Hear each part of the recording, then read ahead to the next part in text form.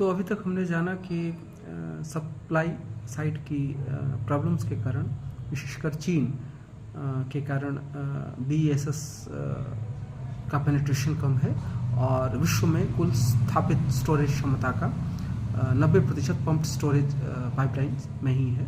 तो अब जानते हैं कि पम्प्ड स्टोरेज पाइपलाइन है क्या। तो इसमें दो अलग अलग ऊंचाइयों पे दो अलग अलग जलाशय बनाए जाते हैं। इनमें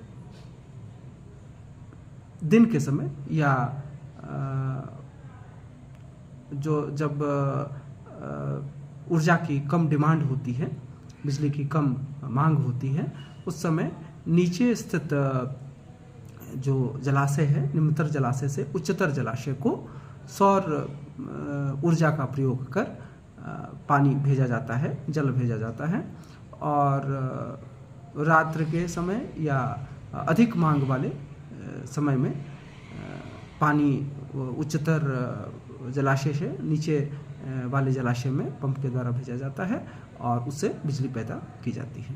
तो इस प्रकार एक बैलेंस, जो पावर ग्रिड का जो बैलेंस है वो बरकरार रहता है। और भारत में विशेषकर जहाँ की जो पावर ग्रिड है वो विशेषतः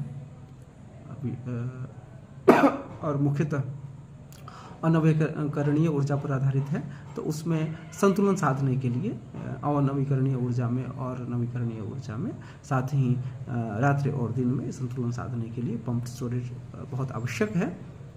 ध्यातव्य है हो कि भारत की पंप स्टोरेज क्षमता, कुल क्षमता ये लगभग 176 गीगावाट है, जिनमें से 40% केवल 2 राज्यों महाराष्ट्र और आंध्र प्रदेश में है।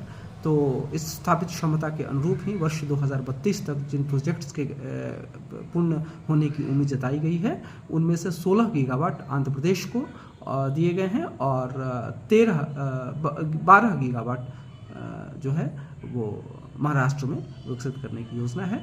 तो हम लोग ये उम्मीद करें कि भारत में सामान्यतः प्रोजेक्ट्स जो हैं वो लेट हो जाते हैं, जिनसे उनसे लाभ प्राप्त होने के समय में कमी आ जाती है, यानी उनसे लाभ प्राप्त होने में अधिक समय लग जाता है।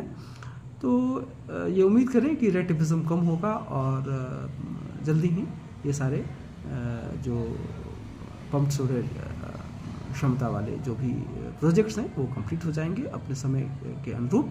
और वर्तमान में जो 5 गीगावाट से भी कम पंप स्टोरेज है वह लगभग 51 गीगावाट, जैसा कि केंद्रीय विद्युत प्राधिकरण ने उम्मीद जताई है, उसे हम अचीव कर लेंगे। धन्यवाद।